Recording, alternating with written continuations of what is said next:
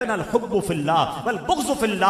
मोहब्बत भी अल्लाह के लिए हो, और अगर किसी से दुश्मनी है तो जाती दुश्मनी ना हो, मेरी दुश्मनी भी अल्लाह के लिए हो। कि जो अल्लाह का गुस्ताख, जो नबी पाक का गुस्ताख, जो अंबिया साहबा और अहले बैत से मोहब्बत नहीं रखता, वो मेरा दोस्त कैसे हो सकता है? तो ऐ मेरे प्यारे इस्लामी भाइयों, असल मोहब्बत रब से करनी है, और जब अल्लाह की बारगाह में हाजिर होना है तो अब दिलो दिमाग खाली होना चाहिए, अब तवज्जो रब की तरफ होनी चाहिए। अल्लाह करे कि इबादतों में ऐसी तवज्जो नसीब हो जाए। मगर आज के दौर में सबसे बड़ी तवज्जो डिस्टर्ब करने वाली चीज, पहले जमाने में और बहुत सारी चीजें थी, लेकिन आज के दौर में देखा जाए तो सबसे बड़ी जो तवज्जो डिस्टर्ब कर रही है वो सोशल मीडिया है।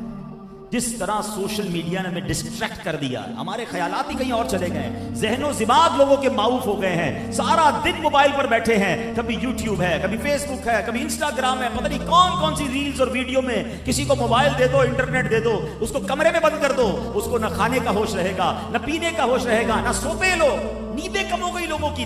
अब जो सो नहीं रहा टाइम पे और रात रात भर मोबाइल पर है, उसकी आंखें कमजोर, उसका जहन कमजोर, उसकी क्रिएटिविटी कमजोर हो रही है। और इबादत से दूरी का आलम यह है कि नमाज में भी मोबाइल पर ध्यान है, नमाज इबादत में भी मोबाइल पर ध्यान है। हर नमाज के बाद चेक करना है मोबाइल पर क्या आ रहा है। अल्लाह अकबर, जरा गौर करें, इस एक आले ने हमें अल्लाह से, इबादत से कितना दूर कर दिया। गुनाहों के समुद्र में लोग गर्क होते जा रहे हैं और किसी को एहसास नहीं है। अब एक और साइंटिफिकली बात समझिएगा, आज दुनिया में एक जो कहेंगे टर्मिनोलॉजी, एक इस्तिलाह बताई जा रही है, पॉपकॉर्न ब्रेन।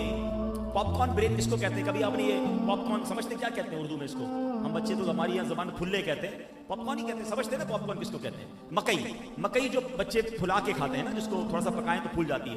तो जब ये पॉपकॉर्न होता है ना, तो आपने देखा होगा ये उछल रहा होता है, जब ये पकता है तो ये उछलता है। फरमाया सोशल मीडिया ने, साइंटिफिकली टर्मिनोलॉजी आई है कि इस दिमाग को पॉपकॉर्न ब्रेन बना दिया है। दिमाग का देखिए, आप एक बात समझिएगा, बड़ी लॉजिकली बात समझा रहा हूं।